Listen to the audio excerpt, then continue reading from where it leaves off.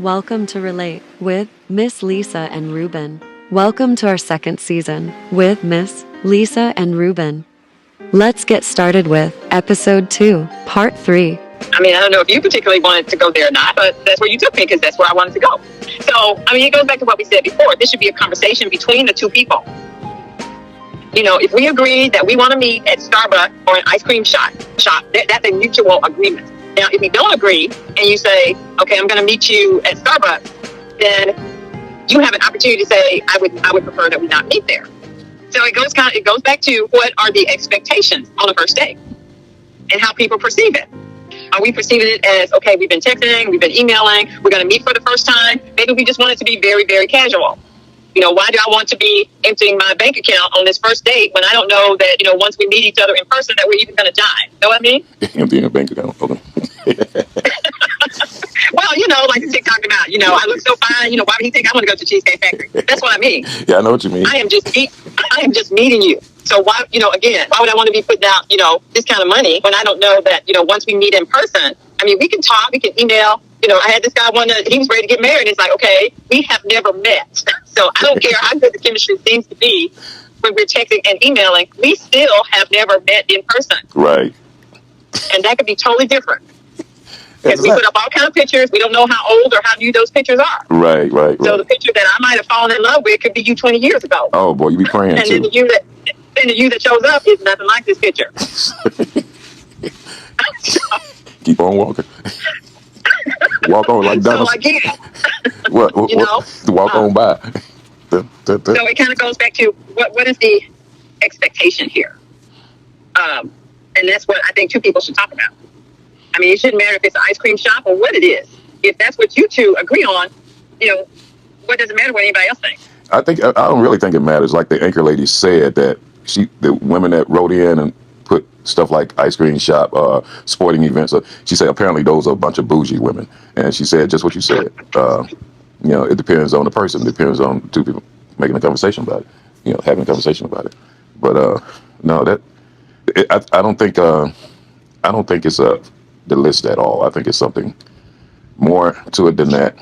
It's not about you taking me to a cheesecake factory and as good as I look. It's something deeper going on in that. Because if you can't distinguish, you know, being taken to I don't want to say a high-end restaurant name, or just say a 5-star restaurant, and you can't dummy down just because you're taken to a 3-star restaurant. If you're not eating 5-star restaurants all the time, what are you tripping for? You know, you're not waking up in a bed full of money, you know, sleeping on billions of dollars, and you know, it's some of these people that like, you know, they wipe their butt with money.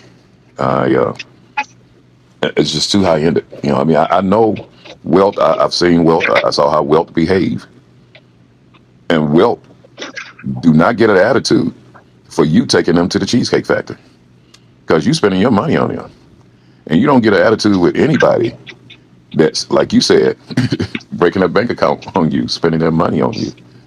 On the first date. On the first date. Exactly. You ain't complained that he was trying to get in your panties in the car. You didn't complain that he was trying to steal a kiss.